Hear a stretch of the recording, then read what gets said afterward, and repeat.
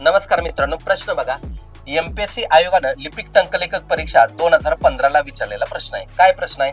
एक घड्याळ तासाला 15 सेकंदांनी पुढे पळते. मंगळवारी सकाळी 10 वाजता चालू केलेल्या घड्याळात बरोबर लावलं तर शनिवारी संध्याकाळी घड्याळातील 6 वाजता प्रत्यक्षात किती वाजलेले असतील असा तुम्हाला प्रश्न विचारलाय.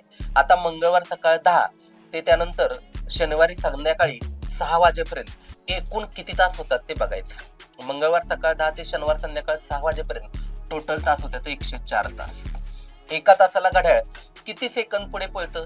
15 सेकंद पुढे पळतं. म्हणून हे 104 ला तुम्ही 15 ने गुणलं. 15 चोक 60, 0 0 आलं, 15 एके 15 आलं. टोटल किती आलं? 1560 सेकंदानं घड्याळ पुढे सरकलेलं असेल. 1560 सेकंदाचं रूपांतर तुम्हाला मिनिटामध्ये करता आलं पाहिजे. त्यासाठी त्याला 60 न भाग लावला पाहिजे.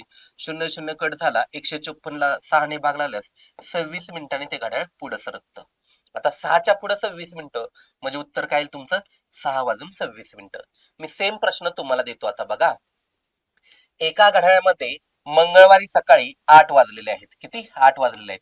प्रत्येक तासाला ते घड्याळ 12 सेकंद पुढे सरकतं. किती? 12 सेकंद पुढे सरकतं.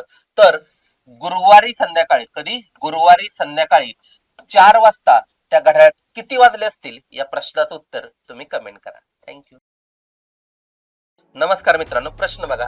एमपीएससी आयोगानं 2013 ला विचारलेला प्रश्न आहे. काय प्रश्न आहे? 7 तास प्लस 15 मिनिटे प्लस 20 सेकंद बरोबर किती सेकंद म्हणून तुम्हाला प्रश्न विचारलाय. सगळ्याच सेकंदामध्ये तुम्हाला रूपांतर करता आलं पाहिजे. आता 7 तास म्हणजे एका तासामध्ये सेकंद किती असतात? 3600 सेकंद असतात.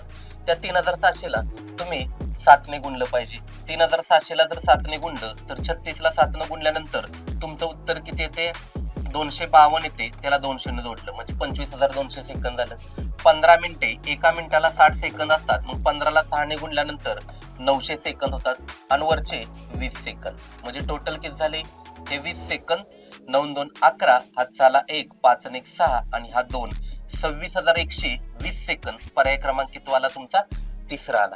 आता सेम क्वेश्चन मी तुम्हाला देतो.